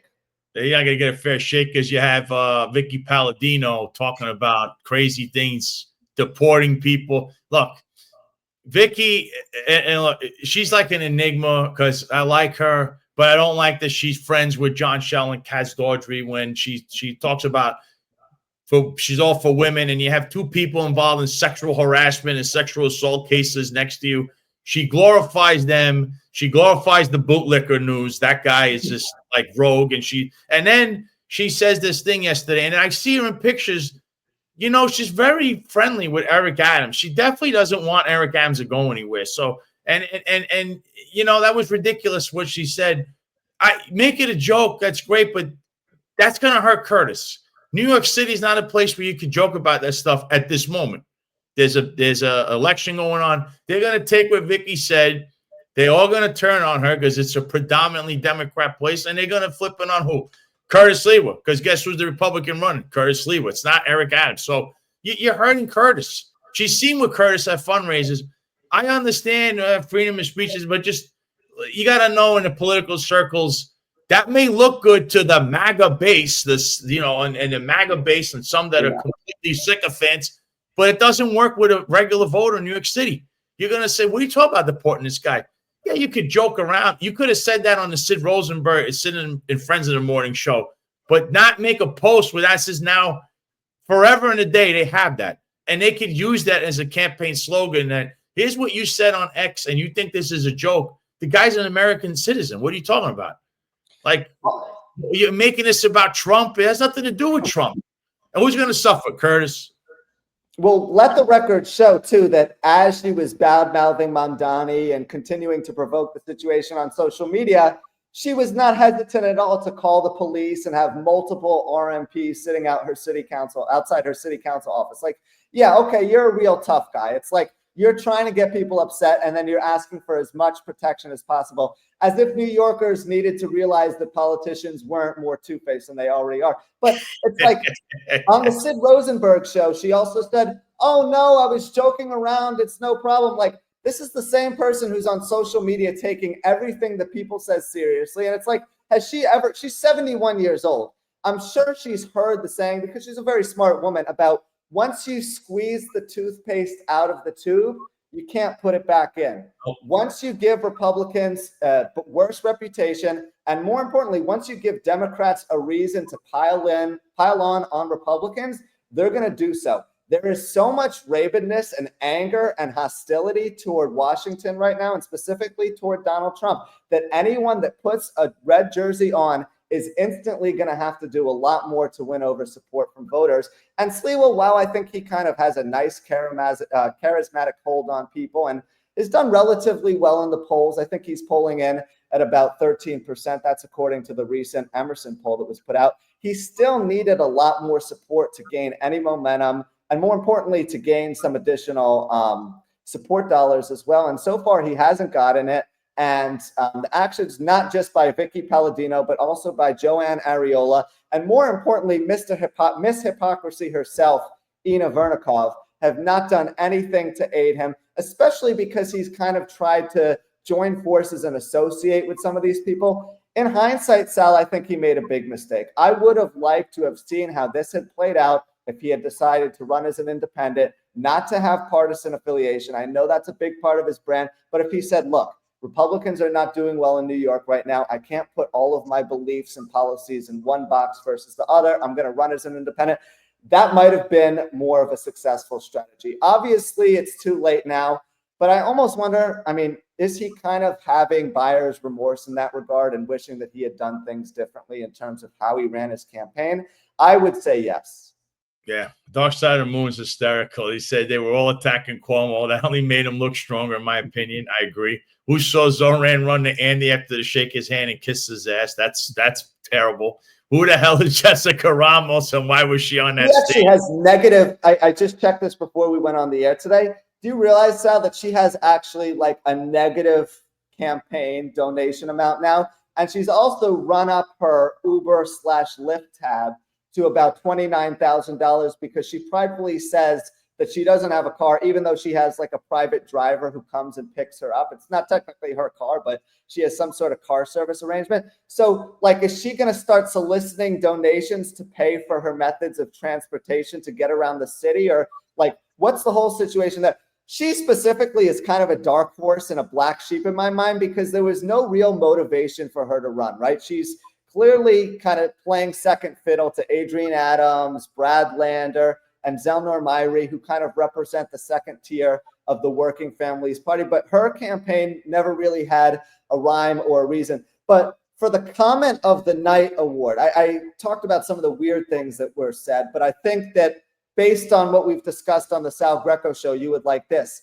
Adrienne Adams, she was asked about Letitia James being her biggest and most important supporter, which she is, probably the most prominent person that's got behind Adams to this point. She called Tish James the baddest attorney general New York State and the nation has ever seen. Now, maybe when she was referring to the baddest attorney general, she meant the most ruthless, going out and committing mortgage fraud, lying about marrying her father, having a property in Virginia which looks like it's deteriorated to a state of foreclosure. Like, is that what she was meaning by talking about the baddest attorney general in the nation? Because she's done an awful job up in Albany. While she did convict Andrew Cuomo, this is a what have you done for me recently business. And in the past 4 years, she has done literally nothing, and her net effect has been totally negative.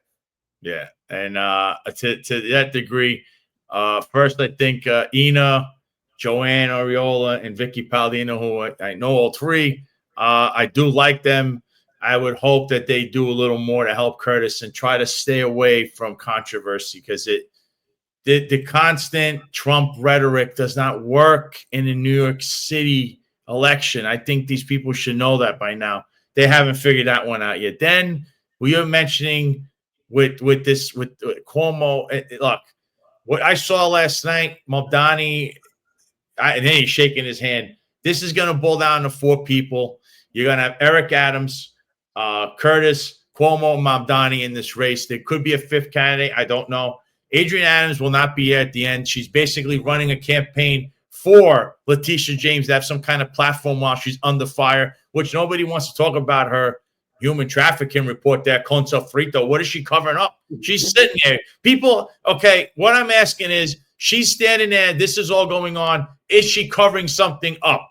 Clearly, she knows the mob associate. So they have something going on. The NYPD did a report, and then it goes dark. You never see that, by the way. I've been in the police department for 14 years. You don't take a report and it goes dark. It has to get closed out. Something. What happened there? That's what the point is. She's the attorney general. So that's what you need to focus on. She has the most power in the state, law enforcement-wise. Easily could do things. And, of course, we know she covered up sex assaults in her own office. So to cover up a human trafficking thing, a sex assault, wouldn't be far-fetched with this woman anymore. So anyone who says she's great, you're clearly disillusioned, or, you know, you have your own involvement with this person, or you owe them a favor, whatever it is. Adrienne Adams has no chance in that. But then what last thing before you go is the Palm Beach thing, right? We got an incident in Palm Beach County with these actually in Boynton Beach, I believe, right? With police officers that I'd say this all the time, Jack, and even Eric and John say it on their show, Marlon. The car pursuits, cut it out. Cut out the car pursuits will lead to, you know, they'll destroy you. Because if it's specifically written in the procedures, whatever it is, guidelines in the police departments, if you do anything that is out of the norm, or somebody ends up in a car crash, they die, whatever it is, they're going to flip it on you. They're going to say, who authorized this? And they're going to crush you. You can't let your emotions run rampant. So we have an incident that's in Palm Beach County. That was from last year. And now these 7 police officers ended up leaving, but that's not what they left for, is it right, Jack? That's not exactly the case. They didn't leave because of the pursuit. What exactly did they resign over that they had to leave? So long story short, and then I'm going to kind of walk everyone through sequentially what happened. There were 7 police officers from the West Palm Beach Police Department who were involved in a car pursuit which carried southbound into Boynton Beach, which is a different municipality. And for those who are unaware, has a different police department as well. Now, both cities are covered under Palm Beach County. So the Palm Beach Sheriff's Office does handle cases in both cities, but there's generally been a strict law that you cannot go from one municipality to the other. Originally, when the officers stepped down, there was an assumption that they stepped down because they violated territorial laws, but now it's becoming evident that they stepped down because they evacuated a crime scene, which is heavily frowned upon and highly illegal. So just to kind of walk listeners through what took place in this situation. This is the intersection of North Congress Avenue and Meadows Boulevard. There's 3 lanes of traffic going southbound here, northbound on the other side, and then there's an exit on Meadows Boulevard from west to east, and then there's another one over here from east to west. This is the scene of the crime. There was a perpetrator in West Palm Beach who was going south. He was traveling down this road at a high speed, and as the victim was exiting Meadows Boulevard right here, they were involved in a head-on crash that resulted in the victim being killed. Now, to give everyone an idea, this is how far of a distance there is between the West Palm Beach Police Department's headquarters on Banyan Boulevard and Rosemary Avenue and where the accident took place. So there's about 13 miles of real estate between the two areas, and that's a lot of space. Now, originally, the West Palm Beach Police Department has been very tight-lipped about what's gone on, and Chief Tony Araujo apparently is going to be giving a press conference at some point. His perspective is going to be very interesting, Sal, and to everyone else listening, because he actually took over as chief of the West Palm Beach Police Department back in October when Frank Adderley stepped down, but his background originates in the Palm Beach Sheriff's Office, where he served for 4 decades. So his perspective is going to be particularly interesting. And no one from the police department, it's not like the NYPD where John Schell or Tarek Shepard kind of throws information out there and hopes that it gets leaked and thrown down the chain of command. They've been very tight-lipped about the whole thing, but they did release a statement saying that the 3 officers, Austin Daniel Ovick, Pierre Etienne, and Travis Rechdale, are facing 2 counts of leaving the scene of a crash involving a death, a first-degree felony, and 1 count of official misconduct, a third-degree felony. And there's also 2 other officers involved who are facing charges of criminal misconduct. But essentially, they're being charged because they left an active crime scene in another city. And this is not going state to state. There's not even another state anywhere close to where we live in South Florida. As a matter of fact, you have to fly there. But like it's a real gray area because you're dealing with very small police departments. The West Palm Beach Police Department is the biggest police department in Palm Beach County, but their head count is only 330 uniform officers. Now, for comparative purposes, Boynton Beach's police department only has 180 uniform officers, right? It's about half the size, roughly, anyway. So there's a lot of issues at hand and factors at play, and it's going to be very interesting to see how they handle all of this. I got to be honest with you, and I'm saying this again, and Marlon said, yes, pursuits in high-density areas are a no-go. That's Marlon Bethel saying that. And leaving the scene of an accident, you have to understand in the grand scheme of what Jack's saying, NYPD is different because it's so big, and, you leave the scene of it, which would be a big thing, leaving the scene of an accident. But here, you see the distance that they have to cover, 19 miles from. So leaving the scene of an accident is a big deal because that distance right there that's insane. That you can't just leave an accident because where are you going? 25 minutes away? So you're leaving this, what are you doing? And that's the crime here that they did. Plus the car pursuit thing, which is the initial, I guess, point of entry of how they went after these officers. But again, those are 2 things. Do not do the car pursuits and don't leave the scene of a crime. These are 2 things that are a big no-no, I think, in every police department. These are self-inflicted wounds, in my opinion, Jack. This is what happens. Rena Freed Watts, she's a friend of mine. She says, hey, she just reposted the stream. So shout out to Rena. But yeah, Jack, that's why I was telling you about this last night because this came to me and I says, you got to be kidding me with this. be a little smarter, especially if you're a police officer. You know, already people are going to jump on these narratives, which they're quick to mention the car pursuit thing. It's like, you know, hey, Marlon's saying this is great, by the way. This is news that really being talked about outside of South Florida. It's true. People need to know wherever you are, if you're watching this in whatever state it is, look what goes on in Florida. All right. So this goes on in other small towns where you're under the county, but to go in different, you have to run to different. I mean, your station will be 20 miles away. This county. So this county has 5 jurisdictions. One jurisdiction's got to cover the other one. And then you do something stupid like this, car pursuits, and then it leads to you leaving the scene of an accident on top of it. Guys, can't do that. My biggest question, Sal, and perhaps this is a better question that's asked to you or Marlon or someone else. Like, as you can see by this map, where the accident took place, you have the Lantana Police Department, which is on the right-hand side of the screen. And then you have the Boynton Beach Police Department, which is just south. And then you also have a Palm Beach Sheriff's Office Community Patrol Bureau a couple miles away as well. So given the lack of resources that some small police departments in Palm Beach County have, a lot of these cops are driving around by themselves. Yes, even sergeants, lieutenants, chiefs, people of higher ranks. That's just the way it works down here.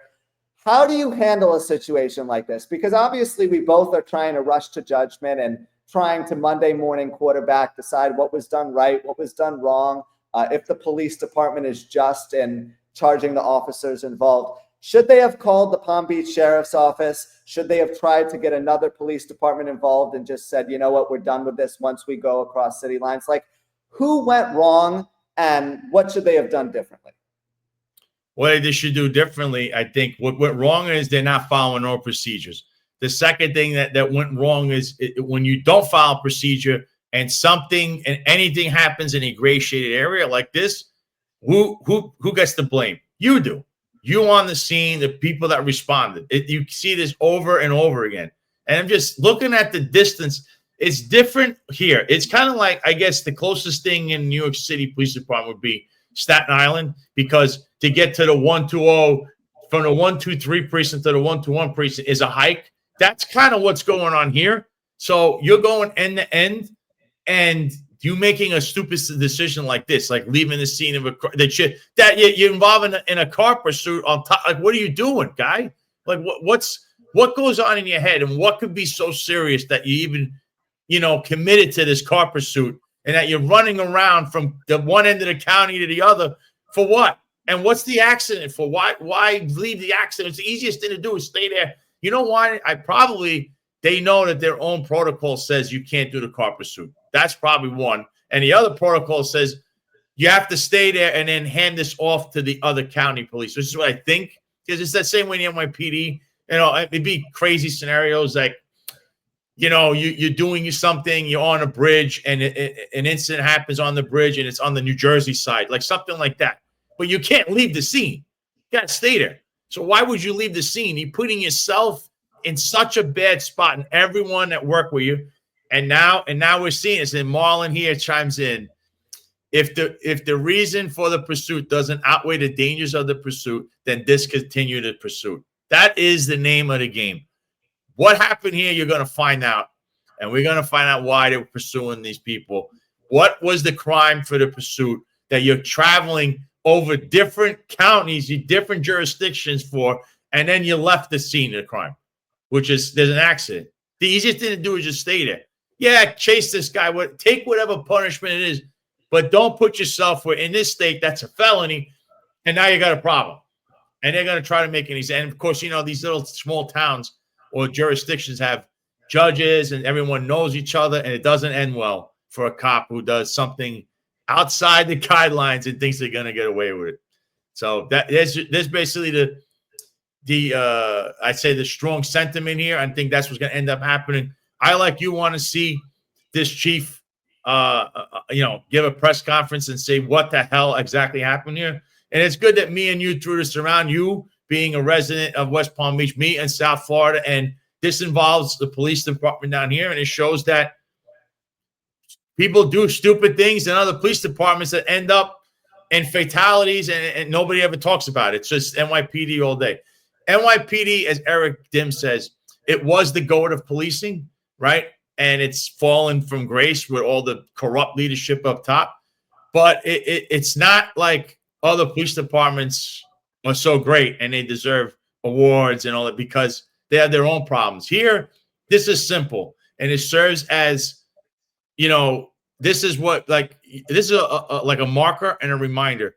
If you're working out there, I want to know why you think it's okay to do a car pursuit knowing what could go wrong.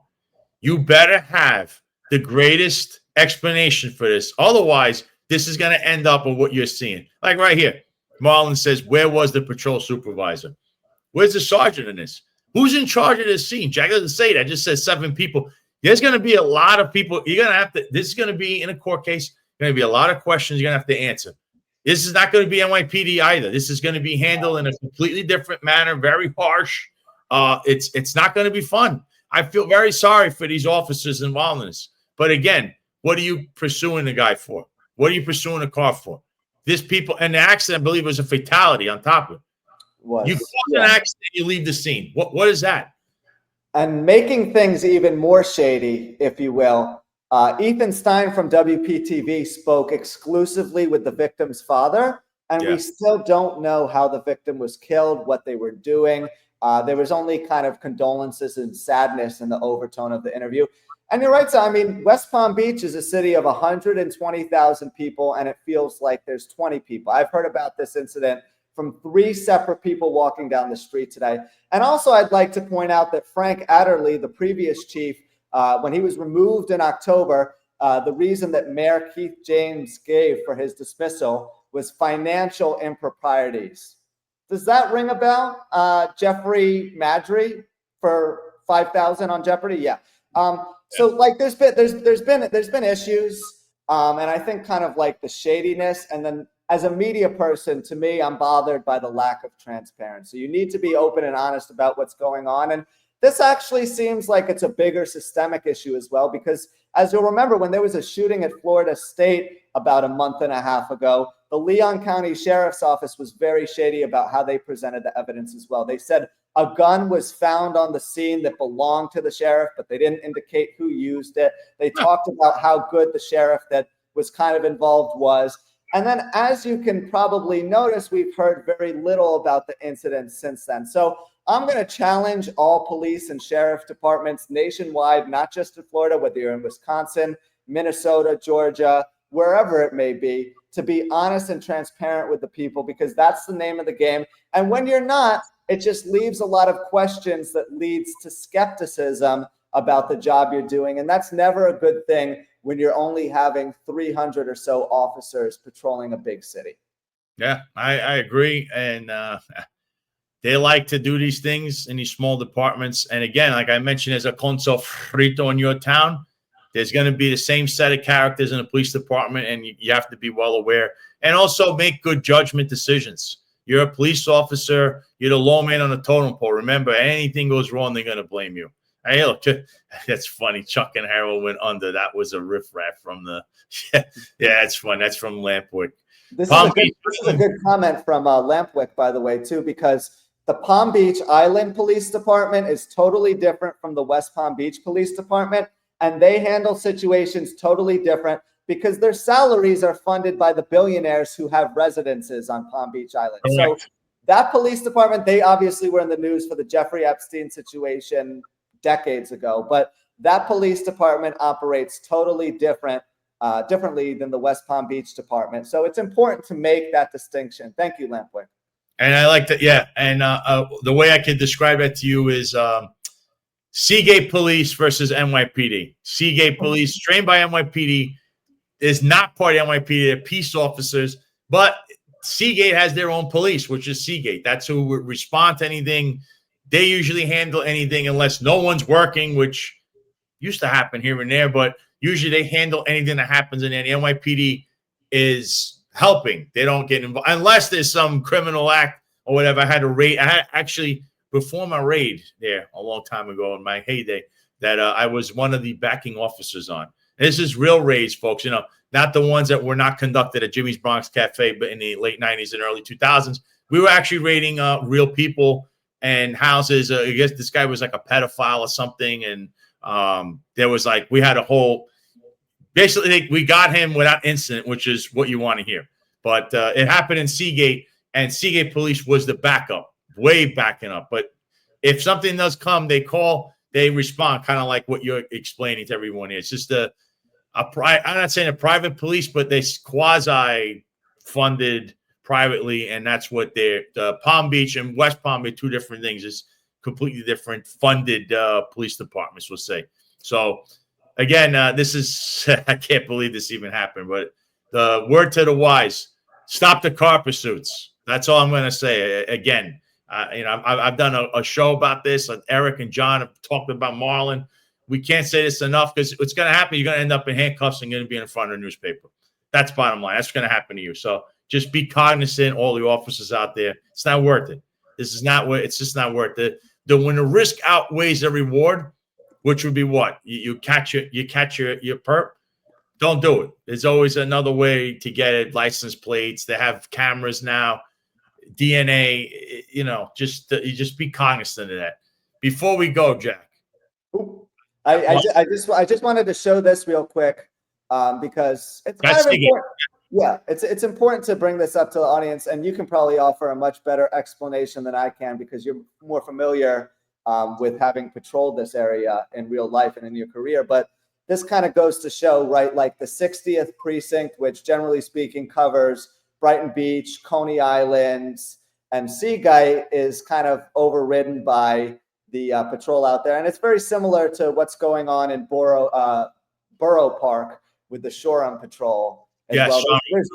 There's been conflicts and tension between the police department and the Shoreham Patrol. A lot of residents of those communities actually have separate numbers that they use if they have an emergency and need to call those various other agencies. So it's been a point of conflict. And in certain cases, like crimes have gone under the radar or unreported. And that's something that the police department has pushed back on, saying like, hey, we should be handling those things. But yeah, I mean, it's a similar concept to that of Palm Beach Island versus West Palm Beach. Yeah, that's basically it's a lot. Just to kind of explain my comparison for a lot of the New Yorkers or the crowd, New York crowd that watches this, the best way to describe it is what we just said. We showed you a map. That's kind of what it is.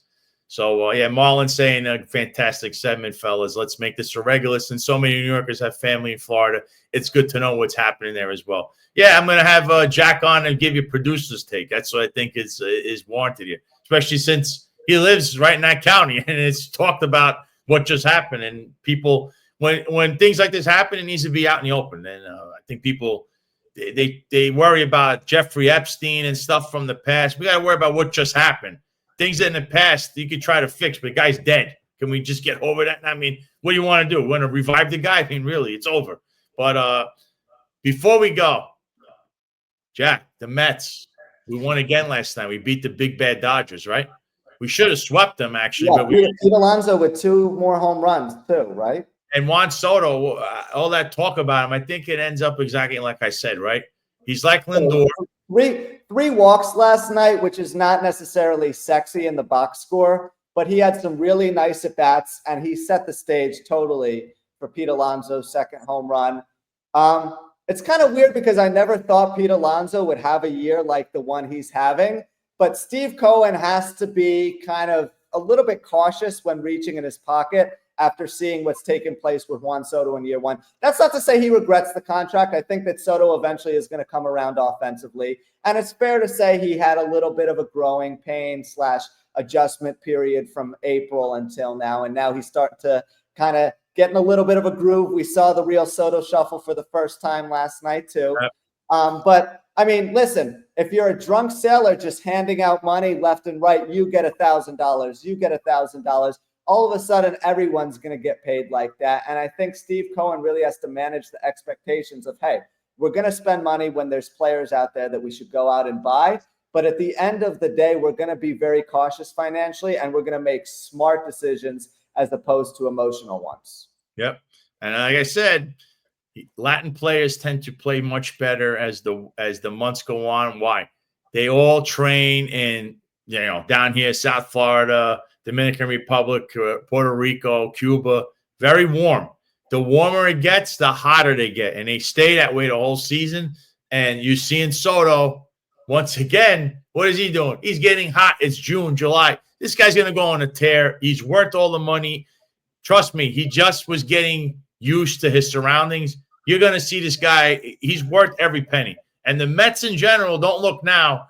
But other than Detroit, the Mets are the next best team. If you want to say the two best teams in the league right now, or Detroit and the Mets, who are the best pitching staff in the majors, we look pretty good. And I think we're worth all the money. And we already took both series out of the Dodgers. Here we are. I know we're only a game and a half up on the Phillies, but, the Phillies have been playing nobody for so long. Now they're getting into the real schedule. Look at the standings. 39-23 the Mets, the Phillies at 37-24. And the Dodgers are 37-25. We took 4 out of 6 from them. So in a head-to-head already, it shows you a lot. Feel bad for the Marlins. Only have 100 people at the stadium the other night. But, I mean, come on, man. I really wish the Marlins would do something, but they kind of operate like a minor league team. And also, before we go, Inter Milan, the coach left, Simone Inzaghi, yet we don't have a replacement. I don't know what's going on with that. So with that, with Inter Milan, I don't know. They're going to have a new coach. We're going to have the FIFA World Cup coming up. Not the FIFA, it's the World Club Cup, not the actual World Cup, which is next year in the States. But that's coming up. And here he is, Simone Inzaghi, appointed Al Hilal boss after Inter Milan exit. You know how much he's making a year? I believe it's over $20 million a year. That's what he's making. He was only making like $6 or $7 million a year with Inter. Good luck, Simone, but you played a terrible final. Clearly, your heart was not in that, and that's a shame. That's a real shame because a lot of us Inter fans, we waited, the decades, and soccer's a big thing. And of course, it led to the Paris riots right after that, after PSG won 5-0 and worst Champions League final ever. We'll see what Beppe Marotti does. He's the general manager of Inter. I'm sure they have a plan, and we'll see what they're going to get as a coach. So, that's pretty much it from South Florida here. Tomorrow morning, 8:05, live in the morning. Check out John and Eric on the Finest Unfiltered. Dick Marlin will be on us, the roundtable they're going to have. Be discussing all the week's news. Check out Executive Perspective. That's on Wednesdays, 5:05 Eastern, 17:05 Eastern, with Ron Lace and Rob Lukash. You can also check them out on replays. They had this show last night. So check that out. And everyone, I hope everybody has a good weekend. Look at that lone silence. This is can the Mets get plus 1,000 and win the World Series right now on FanDuel? They're going to be formidable. I'll tell you, lone silencer, they're going to be good. The Mets have a real shot for once. I'm not just saying this isn't the Knicks. This isn't the disgrace of the Knicks or the Rangers, who have won cup in 90 years, and the Knicks 1973 is going to be their new name. But the Mets have a legit shot. They are a real player in this. They have the pitching. They have everything. So I'm praying as a Met fan. But for everybody, thank you for tuning in. Thanks for the comments. Like I said, this show, we like to bring a little bit of everything. New Jersey was a big topic today, and then we ended it with Florida. And you have a lot of news in between. And hopefully Patrick Gordon gets terminated sometime in the near future for being a complete racist, and we condemn him as members of the Italian American Civil Rights League. It's a real disgrace that that's going on in a public servant capacity. So with that being said, thank you all. I hope everyone has a good weekend. I'll see you back here on Tuesday at 1:05 Eastern. Until then, have a safe weekend. Have a safe rest of your day. And I'm signing off from South Florida, which is a sunny place for shitty people.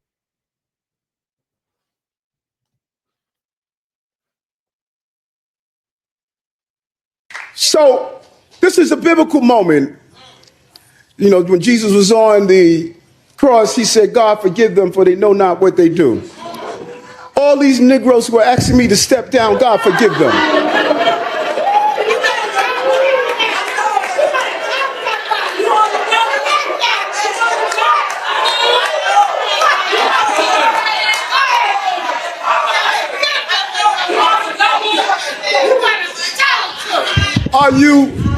Are you stupid?